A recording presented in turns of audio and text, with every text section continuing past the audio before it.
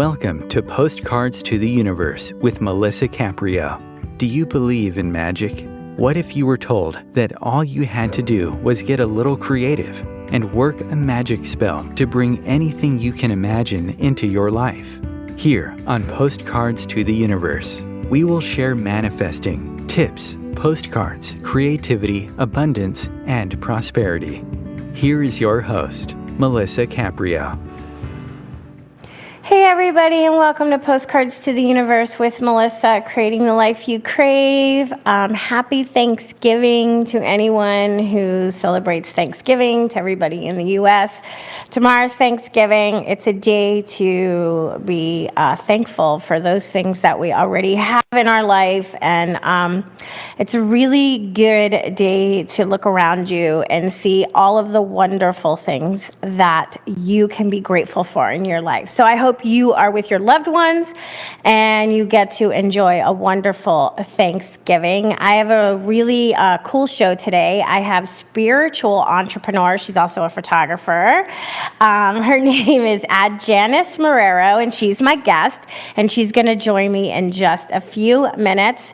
Thank you guys to my regulars who show up every week. I love you guys. I really appreciate it. It means the world to me. If you're tuning in to me for the first time, I want to say welcome. I hope you keep coming back. And just so you know, any show that you don't get to hear live, you can always catch on the replay and the archives on Om Times Radio and the archives. And I also upload the show on my podcast on postcardstotheuniverse.com. So you can always find any shows there if you're interested. And I have some really interesting guests, so please check it out.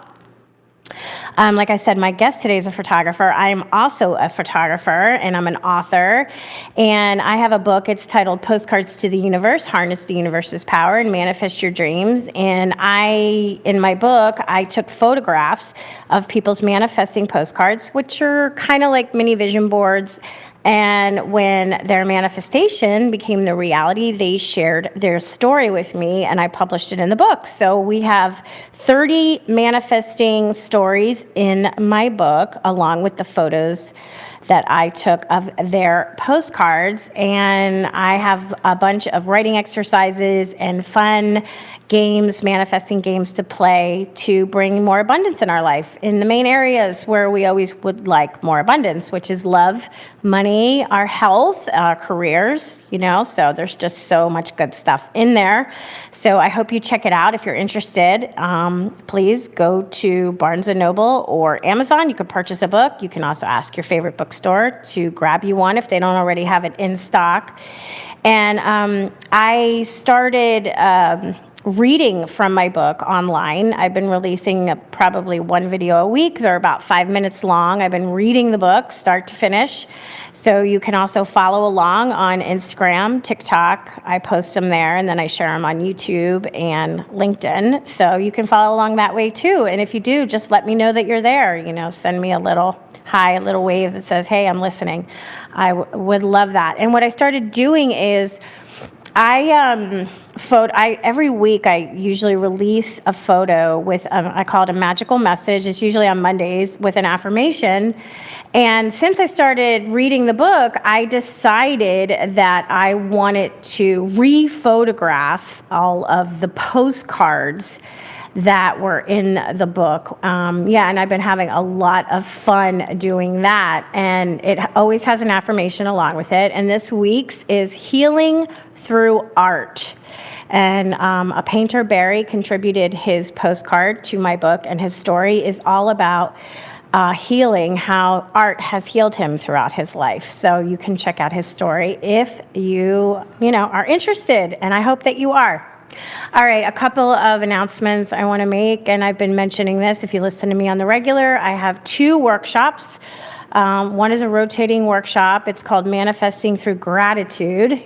Tomorrow is Thanksgiving, a visual journey, and it runs 5 weeks on Thursday evenings, 6 to 8 p.m. Eastern Time. It's online. Of course, there's not one tomorrow because it's Thanksgiving, but we're going to be talking about how to use gratitude to focus on what we already have, using gratitude excuse me, to bring in more of those things that we want. But the interesting component about the workshop is I'm going to be using and helping you use your camera phone as a tool to manifesting. So we're going to be photographing during that workshop also. And the other workshop I have will be a one-day workshop. It's January 6th, 1 to 4 p.m. and Eastern Time, and it's titled Put Your Wishes to Work and Manifest the Life You Desire. And we're going to be making a manifesting postcard in that workshop. So it's going to be a lot of fun. It's great to start off the new year. Like, what do you want to bring in 2024, right? Can't even believe that we're already at 2024. So what is it that you want to bring into your life next year? So if you're interested, you can check out, I have more information on those. If you go to postcardstotheuniverse.com and you go under workshops, you'll see both workshops. And I hope to see you over there. And if you like Facebook and you like groups that are interesting, I have one called Postcards of Love. And the only thing that is shared on that group, it's public, is funny, uplifting stories. I always share lots of animal videos because I'm such an animal person. So I like to keep it light. We want to keep it light. There's a lot of heaviness already in the world. I don't need to add to that any more than there already is. So it's all good stuff. All right. So to get to my guest today, I'm excited to talk to her. Adjanys Marrero. Isn't that an interesting name? I never heard that name before. She's a dynamic force in the world of metaphysics, marketing, and photography with a passion for mysticism and spiritual entrepreneurship. She is your go-to expert for transforming your brand into a powerhouse using the principles of the law of attraction and manifestation. She firmly believes that if you possess a divine message, it's your calling to achieve fame and touch countless souls, enabling you to impact as many lives as possible. Renowned for her unique blend of photography and energetic activations, Adjanys is dedicated to uplifting those at the forefront of consciousness, helping them step boldly into their purpose and embrace the recognition they deserve. Her path is an inspiration to those who have ever felt overlooked or underestimated. Her journey showcases the transformative potential that lies within us all and serves as a shining example of how unwavering belief coupled with strategic manifestation could lead to incredible heights of success. Now, if you want to follow and know more about her, you can go to her website, and I'm going to spell it for you since we're on radio. It's www.adjanys.com. Welcome, Adjanys. Thanks for being here with me today. Melissa, I'm so excited to talk to you. I'm excited to talk to you too, because we're very aligned in what we're doing, and also, as a fellow photographer. And I was looking at some of your photos; they're beautiful, by the way. I really enjoy them. So yeah, we're very aligned in the kind of work we're doing, and we both use creativity, as far as manifesting. So, how did you kind of get into the manifesting game? Like, what were you always like intuitive to that you were the creator of your own reality, or is that something you discovered later on, like as you were, going in your life? Yeah, I grew up very religious, Pentecostal. Oh, okay. So yeah, it's pretty religious. I had some. Oh, when I tell this story, I laugh at myself because I'm just like, how did I even get here? Yeah, that's how it always is. Yeah. Okay. And so... Go ahead.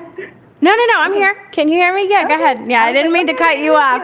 No, you didn't lose me. I'm still here. Go ahead. Yeah, I want to give you the platform to tell us your story. Okay, well, it's always funny to just even think back on it, but very, very religious. And it's interesting because I was just, when I was doing my photo shoot yesterday, I had a photo shoot, and I have this little doll. So my studio looks kind of mystical, but I have this little toy, and it's a little creepy because it's an old doll, and most old dolls tend to have like that, old possessed look about them. Yes. Yeah, I don't like old dolls. I don't like dolls. What is that?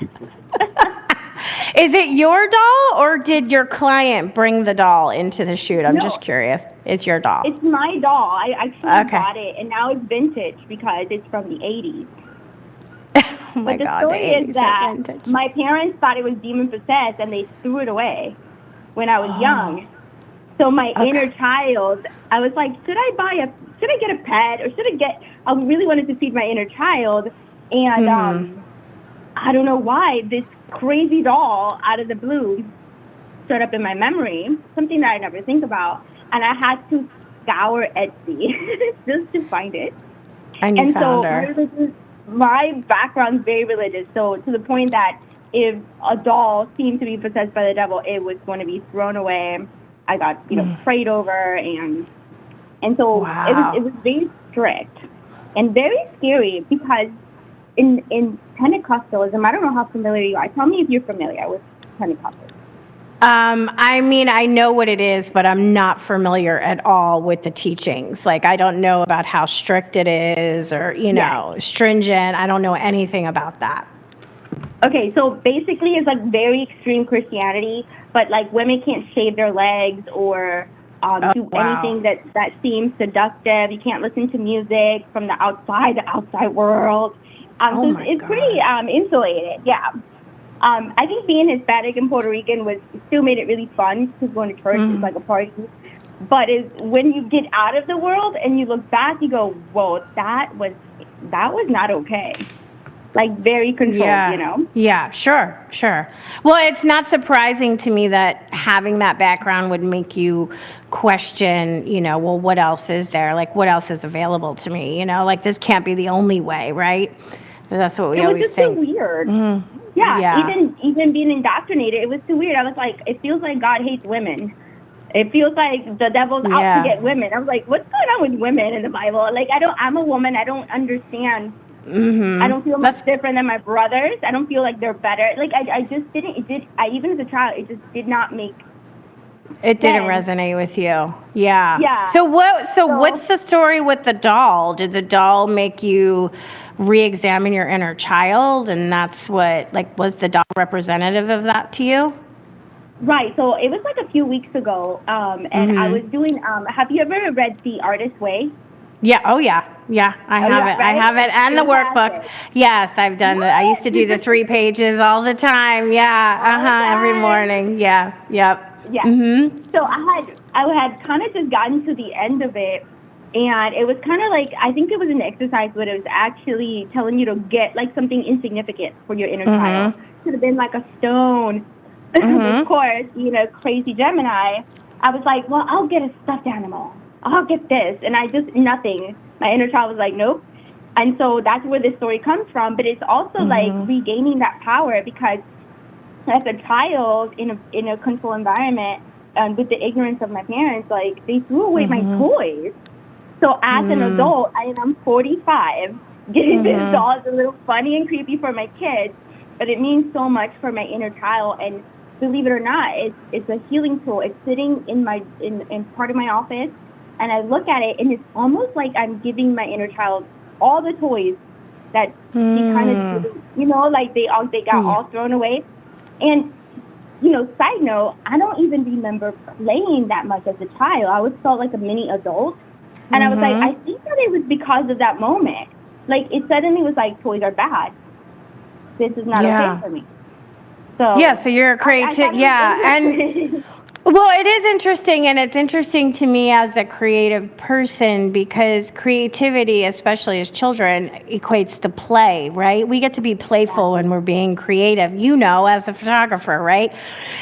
So if your family was so strict and and it was frowned upon, of course that was taken from you as a kid. So it's not surprising to me that you would use that doll would be representative to you. Like, those dolls creep me out, though. I swear they always have since I was a kid. I remember getting a porcelain one from an uncle and aunt, and I wouldn't put it in my bedroom, and my mom had to put it in the living room, because I'm like, I don't want that in my, I'm afraid it's going to come to life. No, I don't like those little dolls. I never did, though. I never was like, so as an those adult. are super creepy. No, those are super creepy. My doll it looks like it was called the ice cream doll, so she's not creepy at all. But that's good. Sorta. My daughter sort of creeped out. She's cute. She's adorable. But I know which ones you're talking about, and I was like, oh no, that's from like the 1950s. Yeah, no, it's funny that you said the 80s is vintage. Is the 80s considered vintage now? Because it is now. It is? I grew up in the 80s. Oh my God. I'm officially vintage? Oh my God, I can't believe the 80s. Well, I do see it on Turner Classic Network, the movies from the 80s every once in a while, and I'm like, oh my God, no, that's crazy. I know, it's insane. But I want to talk about, so how do you use manifestation and the law of attraction in your own success, in your own, doing what you really love to do? How are you utilizing, like, what tools do you use? Or tips or techniques? Like, what are your techniques? Yeah. Okay. So because of the crazy, feeling so restricted in religion, I definitely wanted, once I was able to go to college, to be in the arts. So it was like, I'm doing something artistic. I thought I was going to be a fashion designer. But photography, I took a photography class when I was 12, like a summer school thing. And then I just became the photographer for the family. So it was almost like, well, this is already my job. Might as well make it official. And I went to college. And I've always, after, kind of releasing myself slowly from religion, I always was still spiritual. I was still seek. I even still would, believe in God. Until something didn't make sense, I was like, I don't know. But the creativity, I think that became so important that I wasn't really willing to do anything else unless it was creative. Like, I have gotten to that point in my life where I was like, okay, it's either photography or art or painting. I just thought photography was so necessary at that time, and that it's easy for me to make money and do something fun versus, something that, like a doctor or teacher, which is, what, my parents would encourage because it felt safe. But I was like, I'm not interested in safe. Right. I wanted to do something creative. You were looking for something that would bring you joy. So do you find that it has brought you like more clients? Do you like, what, first of all, tell everybody what kind of photography that is your preferred. Like, everybody does something different. Like, what do you like to photograph? Absolutely.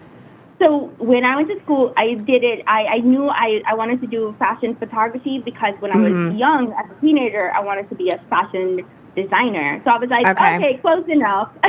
I'm in the resonance. It's fine. And so going from fashion photography into branding and personal branding, which is what I do now, it just seemed like a natural progression. And the reason I do personal branding for spirituals, women, and mystics is because I also was going into that direction. So at some point, I couldn't separate my spirituality from my creativity. Right. I just couldn't find a way to do one or the other. And sometimes I wanted to do just like spiritual counseling. Currently, right now, I'm working on a PhD in metaphysics. So that's very important to me. But I then could never stop doing photography. So when you say personal branding, would you just like for those who don't understand, what do you mean by photography and personal branding? For people who are like, well, I don't get what she's talking about. Like, you're not talking about just doing a headshot. That's not what you mean. It's not like a corporate photograph that you just need I need my headshot done for whatever, my website or my business card or the back of a book or something. Yeah, it's something more than that. So can you explain that to us?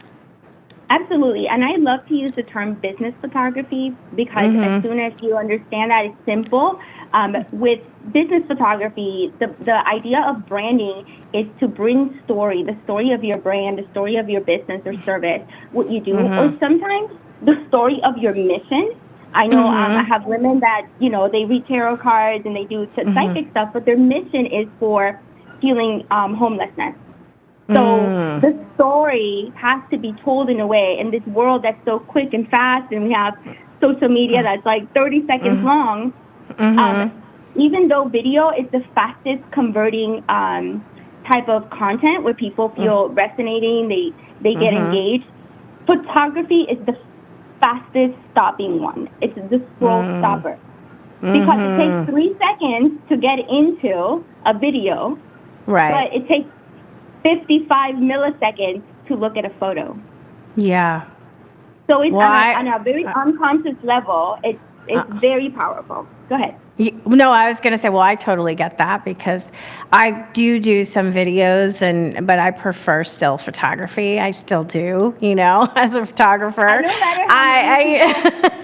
I like stopping and looking. Yeah. Mm-hmm. Yes. Because video, everything that requires time is so important nowadays because we have so little of it because we have so much content to consume. So we have to make content shorter so we can consume more of it. And so our attention span, I think it went from like 7 seconds to 3 seconds, and God knows where it's headed. Wow. So it keeps shrinking, and advertisers keep finding psychological reasons to trap us. But just like our shadows sophisticate, our people sophisticate. So we learn the tricks also.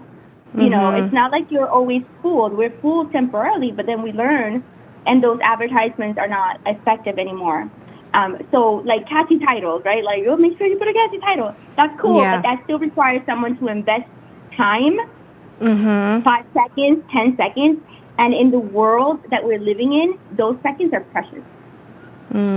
So well, it's so amazing. It's amazing because you say that because I know you know this. It takes so much time to create the photograph and whatever you're going to caption, right? How long does it take you? It could take you a long time for somebody to stop for 3 seconts. Right? Isn't that amazing? It's amazing. Okay, go ahead. I'm sorry. I just thought of that when you were talking because, it takes us a lot of time. When you apply a little logic to the, just a little data, you're just like, wow, this is I'm not a pessimist.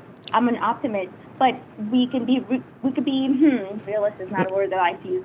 We can see the facts. We can see what it is that's in front of us without having a negative judgment, but we can still analyze it and say, well, I need to find a way to convey my powerful mission in this world. In a world that's changing, in a world that consumes content in a different way. Because, like the intro, thank you so much for that intro. I was like, oh my God, that's me. Yeah. Well, your bio is, like I said, it resonated with me because of the work that you're doing. So when somebody comes to you with their brand, you want to tell their story. There's something in the photographs. You want people to get to know who that person is by your photos. Yeah. Right. Yeah. Right. Absolutely. No. Because we're not buying things anymore like when we were during the pre-COVID and the COVID, because what happened during COVID is the intensify of fear all over the world. And that intensity makes people vulnerable to all kinds of advertising sales and techniques. So where you see a lot of online millionaires, it's because, some people capitalized on the fear that was happening around the entire world. All of us were like, what is going on? Sure. So that makes us more open, more vulnerable. Yeah, and I don't know, I can't speak for you, but for myself, I don't want to capitalize on that. That's not my personal mission. You know what I mean? Right. I don't want to capitalize on the fear. And when I talk about manifestation, it's not for people to focus on I don't have this and no, I don't have that. It's to look at what you already have so that you can magnify that. Magnify what you already love about your life and what you already have. And I just like to help people, give them some maybe tools and tips that make their journey to doing that is a little easier. And not have to be painful, right? Because a lot of times we learn through pain. We don't always want to do that. We learn a lot through pain. But we're not as vulnerable anymore, and that changes the buying behavior. So, it's a little bit harder. The market has sophisticated. So we don't want to trick people, but we're going to tell them a story that is meaningful to them. And that happens to be 50 milliseconds. And unfortunately, That's just science. We can't do anything about that, but we have to. I believe that if you have a powerful message to share, then it's in your best interest to learn how to engage people in a way that makes them interested and helps them out. That's interesting. So how do we tell a story in under 3 seconds? Like, how do we do that without it feeling, what's the word I'm looking for? Like, the best way I can describe it is, when you have a list in front of you and you have a million you have to check off, like, I have to do this and I have to do that, right? So we're putting that energy that we don't really want to do it, but we have to do it into it. And that's not what we want to do as creative people. We want to be inspired by what we're sharing and offering to other people. We want to feel good about it. And we created it out of joy, so we wanted to bring joy. So yeah, like, how in the heck do we accomplish that in, what did you say, 0.55 milliseconds? 55 milliseconds, yeah. To 3 seconds to a video? 3 seconds for the video, of a whopping 3 seconds. It's actually, Melissa, is not that hard. Number one, not. It just requires you to be in integrity. Yes, I'm glad you said that. It does require you to be in integrity. And I think that, people can feel that energy of that. I think they really can. We have to know that energy leads. And even though there might be some people out there taking advantage of others, it's because they're in the same frequency. So we have to be so extra careful to remain pure of heart and with good intentions and in alignment. And it has to be priority, because the ego is also sophisticated and it could trip us up. We can believe we're doing something good, and then, you're not. So we gotta keep ourselves from being blinded from our own potential negativity, right? So we gotta stay. Yeah, let's talk more about that. I just looked at the time. It's 4:30. Okay. Let's take our 4:30 here Eastern time. I don't know where everybody else is listening from, but let's take our break now, and we'll be back in just a few minutes, and we'll continue the conversation. Stay tuned.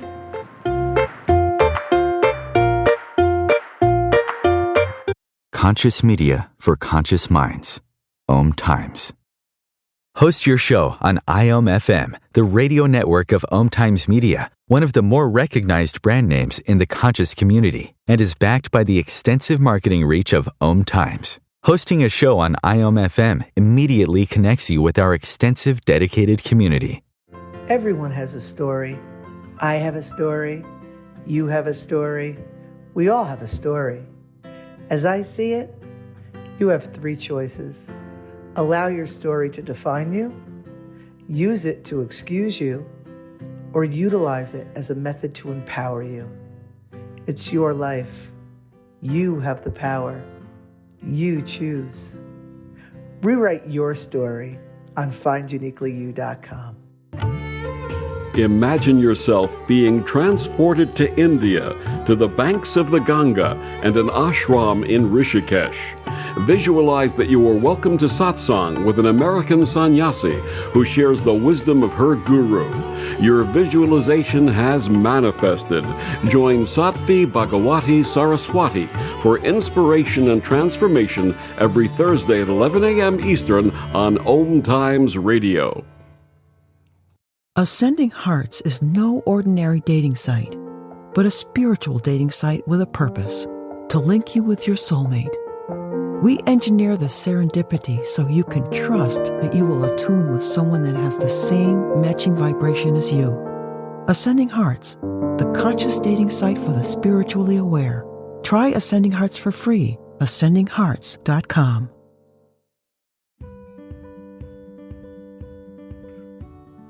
Hi, I'm Melissa Caprio from Postcards to the Universe, creating the life you crave. Do you believe in magic? What if I told you all you had to do was get a little creative and work a dream spell to bring anything you can imagine into your life? Well, guess what? I've got the spell for you. Postcards to the Universe, a global movement for manifestation, is a casting magical tool for you to use whenever you want. How does living in passion sound to you? Join me in my movement where you get to create in the magical playground. Let's think outside the box and do some playful conjuring. By casting out our desires with a manifesting postcard, we explore our hearts and allow the alchemy of our dreams to appear. And don't forget to tune in each week here on Om Times Radio with my show, Postcards to the Universe, Creating the Life You Crave at 4 p.m. Eastern Time. I share tips on creativity, abundance, and prosperity, and you will be introduced to the coolest guests, trailblazers, mystics, and creatives who enrich our lives.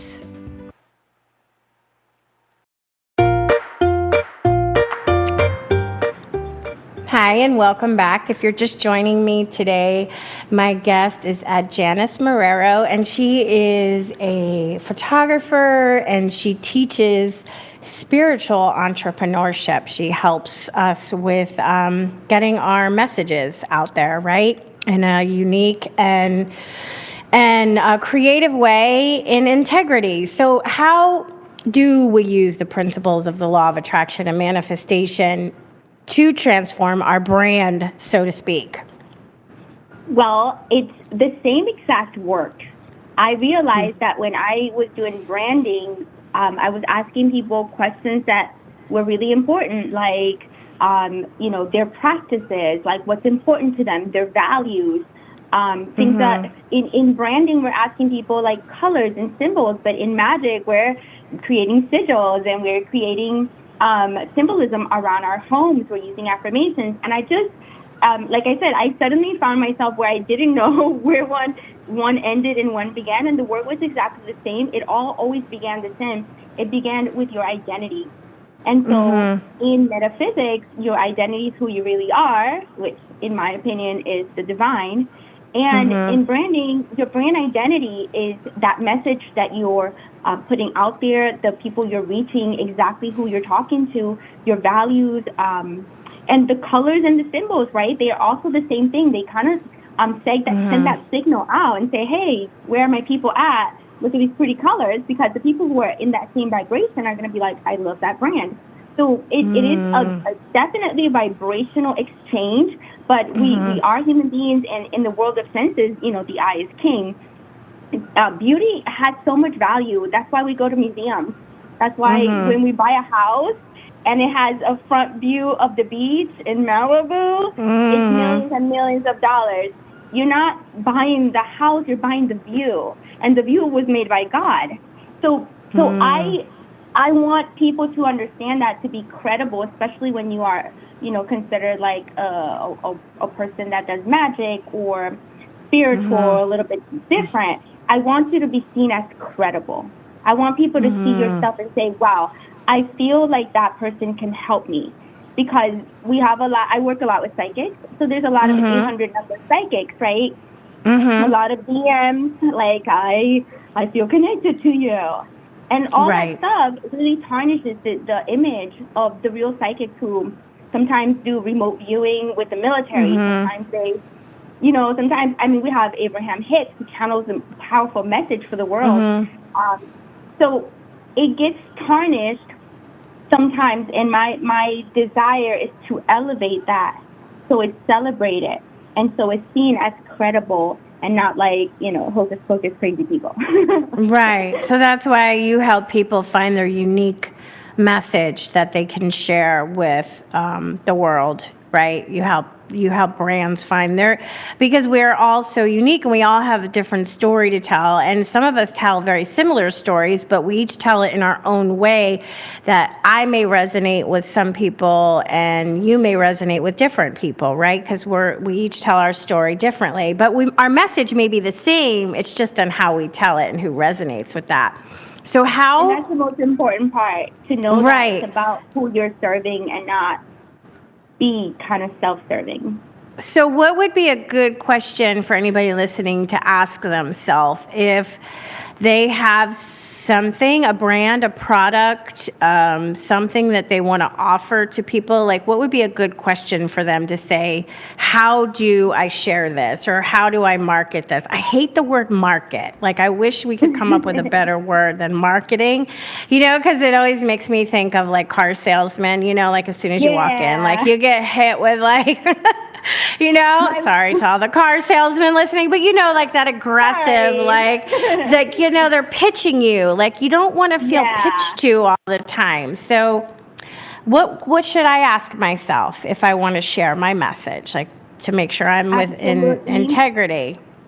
Yes, I would ask if you got no benefit at all whatsoever from the work that you do, and it would only be of a benefit, you know, what would you do? Because I think that so much of our culture and just living in just the modern society, we're not exempt from fear, and a lot of times that fear triggers that self-protecting and acquiring material things, and you know, we all know that there's no real safety in that. But I think that the best thing that I teach people with the same movement, which is more about creating a focus on healing the world and like really being kind of big about it. Like I have a personal mission that if I could eradicate domestic violence from society, and it's so big that I don't know how it's going to happen, but I can only just like tunnel vision, like so all the fame, all the glory, all the podcasts has absolutely nothing with me. I know I'm a representative because that's the nature of the work. But it's really, I just cannot wait till I have, you know, so many people who are saying, you know, you helped me get out of domestic violence. I didn't know what to do. I didn't know who to talk to, you know, like not relying on the government or anything like that, but having that internal manifestation ability using creativity, because you have to be creative. Sometimes creativity is all you have. I talk to women who are undocumented illegal women who are in domestic abuse relationships. Who are they going to go to? Right. But the imagination is something we all have, and visualizing could be just the biggest, most powerful thing. So if you could be selfless in your pursuit, and imagine that you're actually fixing the world, that you're actually taking on a big, powerful, beautiful vision. Can you draw inspiration from that? And it then doesn't matter what you sell, because the mission doesn't change. Yeah, I can see exactly what you mean. I get it. Because if I could offer everybody in the world to know and feel seen, validated, heard, and grateful in their life, then I know the world would change. Because if I'm grateful for my life, how am I going to hurt you? I can't hurt somebody else, right? I can't, because I'm happy, joyful, and grateful, right? Yeah. So if we all felt that way and looked at their own life and felt grateful for what they have around them, the love that they have, and whatever it is they're doing, it doesn't matter, then the world would look different. So yeah, I know what you're saying. Because if I could do that, if I could offer and teach people how to do that, then I would, everything would start to shift. Everything would shift. And if you think about it, it's not that big a deal. You're just teaching people to be grateful. It's not like we're not offering a magical pill or some airy-fairy thing. We're actually offering something that's concrete and solid, that scientific evidence that just being grateful makes you make better choices, because you're happy. When you're happy, you have more access to better decisions. And it raises your vibration. Like you mentioned Abraham Hicks, like that's what they talk about, raising our frequency, raising our vibration. So gratitude is high on the vibrational scale compared to like guilt, shame, anger, fear, all those things, which are low. So we attract more of those low frequencies, where we want to attract higher frequencies, and that's what we all want that. And you talk about, like, you do these what do you call them, energetic activations is your part of what you do, you like to do. What is that? Can you explain how they work? Yeah, absolutely. Yeah. So during the photo shoot, just because I have done so many throughout the years, and each session is an experience. But as I started to work with more people who are in the law of attraction, manifestation, and energetic, I noticed that while we were in session, and the way that I directed them through the directions actually created these crazy breakthroughs. And yes, so I started to really get these downloads around how when you not only brand your vision and brand it for the world in a very beautiful way, whatever feels beautiful and aligned for you. But like you're actually almost like able to break into that frequency into the future, because a photo shoot could be quite a pampered experience. You know, it could be like you're leaning back and you're receiving the spotlight and you're allowing yourself to be seen.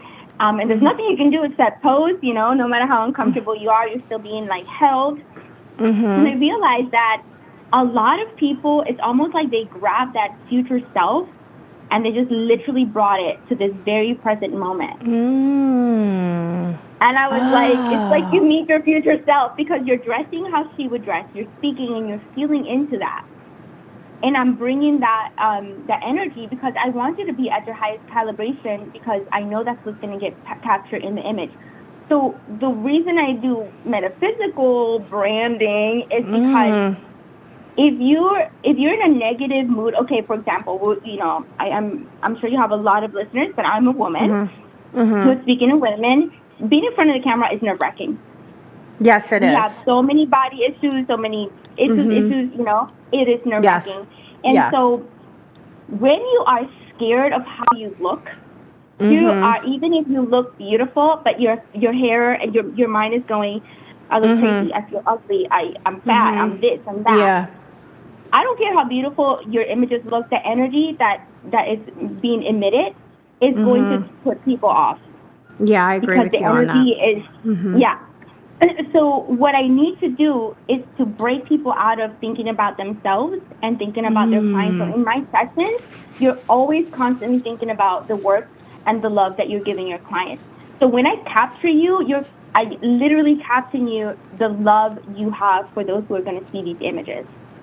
So they can like receive something from that. So that's where we had the 50 millisecond, you know, right? Because we do energy work and we do it very intentionally. So yes, they look gorgeous. Yes, they're having fun. But at every step of the way, we're thinking about how we're serving the collective in the name of the divine. Always, always, always. Oh my God, I love that so much. I never, as a photographer, even thought about that, but because I do portraits sometimes. I don't very often anymore. I used to do them a lot more, but I never thought about you're capturing your future self, and it's like could be used as like such a wonderful energetic thing for manifesting, and I cannot believe it never dawned on me like that. I love that I got that from you. I love that. I'm going to look at it different. I call it becoming the dream board. Oh, I love it. I wish that I would have you photograph me if you live closer, because as a photographer, and I have done many self-portraits, I have a body of work that I do as self-portraits. I don't talk about it that much. It's on my melissacaprio.com photography site. But when you photograph yourself, it's very different. But it's nice to find another photographer, as a photographer, who can capture you the way that you want to be captured. So too bad we don't live closer. Where are you, in California? I am. Yeah, I could tell by your number. So yeah, see that. Yeah, I'm in Florida. So Florida. I'm in Florida. Maybe next time I go to I go to California a lot, so maybe next time I'm in California, I'll find. Well, I go to Florida. One of my, I have 3 kids, and one of my boys lives in California. In Florida. So we might find ourselves. We might meet up. Yeah, we might. We'll have to talk after the show about exactly where we are. No, that's really. But I love what you said about that, because as somebody who thinks about manifestation all the time, and I'm looking, my project with postcards is about helping other people facilitate and help be a co-creator with them to help them facilitate whatever it is that they want to bring into their life. So like I've been photographing the postcards, right? These affirmations, and I haven't really been focusing on portraiture necessarily, but now that you have planted that seed in my head, and when I do, as I will, I'm sure again, I'm going to think about it differently. That I love that you do that in your sessions. Yeah. I think that for our work to be, I think our work is sacred. Sharing good news, like literally sharing good news, making people feel optimistic, having hope, delivering faith, tools, all these things are like sacred. They're important. I was talking to some friends and I was like, if you write a book and it's not a bestseller, but only one person reads it and it changes their lives, and they just come up to you and be like, I read your book, it changed my life. Like, wouldn't that be enough? Wouldn't that be enough of a reason to write the book? Because if it was your life, you already have the benefit. You did it. So the book, it's like, how do we give back and not try to get famous? I love talking about fame because it creates such a, like people who are really uncomfortable by that term are just like, the ego. And I'm just like, no, we let the ego help us get to fame, but the ego is never leading. The ego is just a little helper that needs a little validation from time to time. Yeah. So what do you, so you're saying that thinking about being famous is not necessarily a bad thing if there's something we're offering. It just depends on where we kind of think about it, right? So if it's only for self-serving reasons so that you can just get elaborate attention and people can, and you know, but you're not really offering anything, that has a different energy to it, right? Is that what you mean? I don't want that. Okay. Okay. Yeah. You know, And so, but I do like that it's a little bit of a confronting term because immediately people are like, no, but it helps me open the conversation because it really just means visibility. And if I really want to make it more clear, it just means visibility with purpose. It really just means that you're super intentional about how you show up in the world. Yeah, right. Yeah, because, no, I'm glad that you mentioned that because it does have a connotation because when I think, oh, would I want to be famous? I'm like, but then when you say, do I want to be visible with an intention, then yeah, that's what I'm doing. I mean, I have a radio show and I'm putting all my stuff out there and I'm talking to all these people. I get myself on other people's shows. Of course I want to do that, right? But yeah, so it's good that you mentioned it that way, to look at it, to just change the energy around the word, because I think sometimes we think of famous, we see like some people like actors or pop stars or whatever, and they get so much attention and the press never leaves them alone and their whole life is out there. And we're just like, well, who would want that, right? Like, so it has a different energy to it than, but I want to be visible with intention. So yes, that's fame. That is fame, though. If people recognize me, it is fame, right? Yeah. Interesting. And fame is what's interesting about fame, you know, because I'm kind of, I'm a Gemini. So am I. I'm a Gemini. I'm a Gemini too. When's your birthday?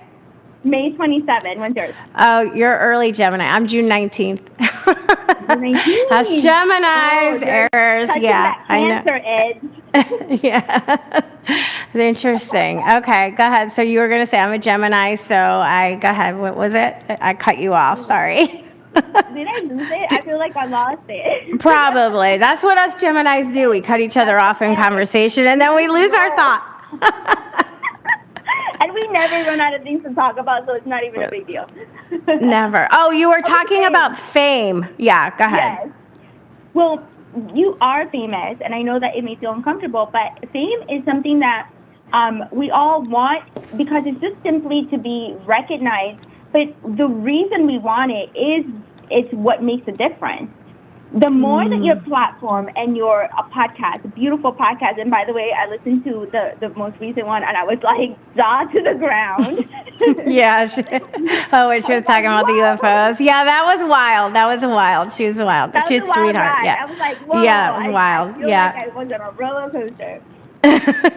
Yeah, right.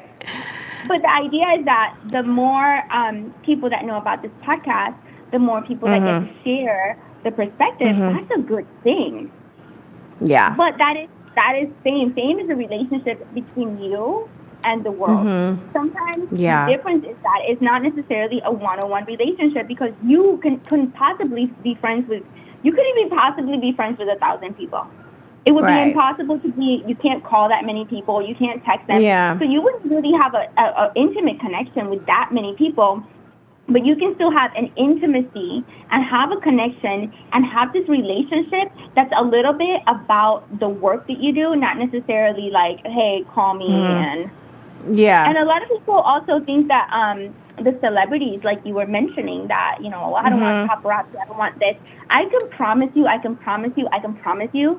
a lot of the paparazzi that people don't want, they call the paparazzi themselves.